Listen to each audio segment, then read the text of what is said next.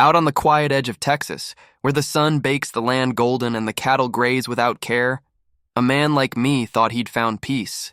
But peace has a funny way of attracting trouble. When the HOA decided I was too stubborn for their liking, they sent more than letters and fines. They sent thugs to break me. They thought I'd fold. Instead, they left crawling broken in more ways than one. This is the story of how the HOA learned the hardest lesson of all: never corner a man on his own land. Before I dive in, make sure you hit that like button, subscribe if you love seeing HOA bullies get exactly what they deserve, and turn on notifications so you never miss these true stories of justice and revenge. Now, let's get into it. I had inherited the ranch from my father, a place built with sweat, stubbornness, and respect for the land. My father had warned me that outsiders never quite understood what it meant to own and defend property out here. The local HOA, though technically miles away in a suburban pocket of houses, claimed jurisdiction that never legally touched my ranch. They had a taste for control, and I was their most glaring thorn. They started small, sending letters that accused me of violating aesthetic standards, demanding I remove old barns, repaint fences, and trim acres of wild pasture. I ignored them at first, thinking they would move on to easier prey. Instead, their letters turned to fines, threats, and uninvited visits from their board members, dressed in smug smiles and cheap suits. I refused every one of them, standing at my gate like a sentinel. The neighbors whispered that I was about to make myself a target, but I didn't care. The ranch was mine. The land didn't bow, and neither would I. What I didn't realize then was that the HOA wasn't just paper and rules. They had a darker edge, people willing to act as enforcers. The first sign came one evening when my cattle were spooked, tearing across the field as if chased by ghosts.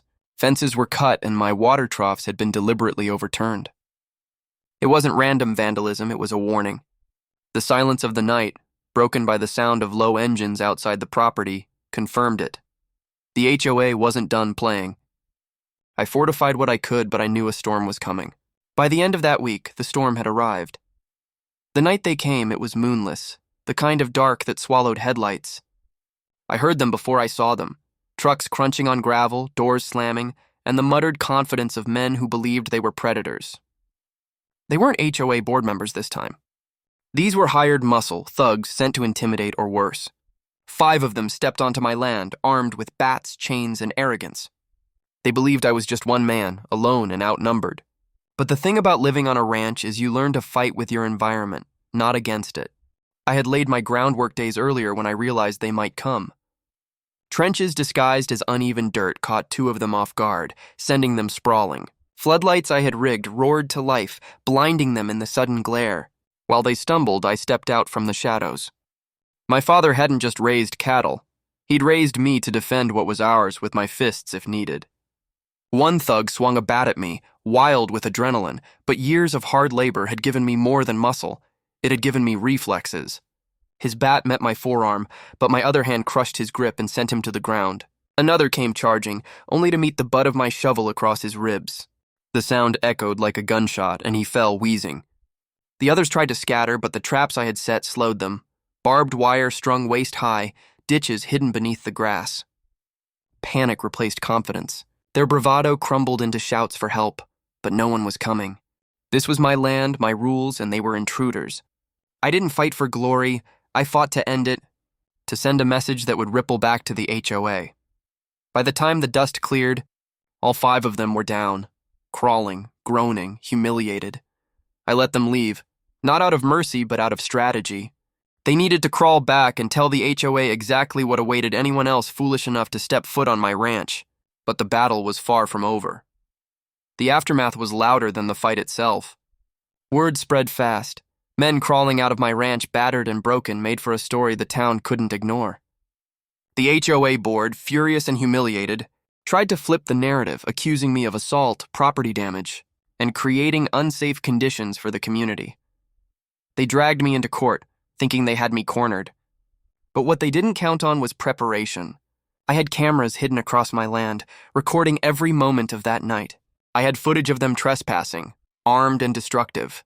The evidence flipped their case upside down. Instead of me on trial, it was them facing questions about why an HOA thought it could hire muscle to intimidate a rancher outside their jurisdiction. Their smug attorneys fumbled when the footage played for the judge, showing each thug entering with bats and chains, then leaving battered by their own arrogance.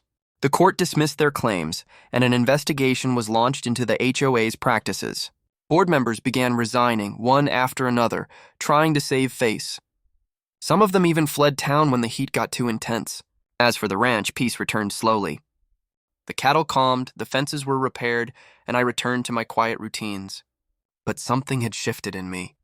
I knew that peace was never permanent, not when greed and control were always lurking nearby. What mattered was that I had proven something fundamental.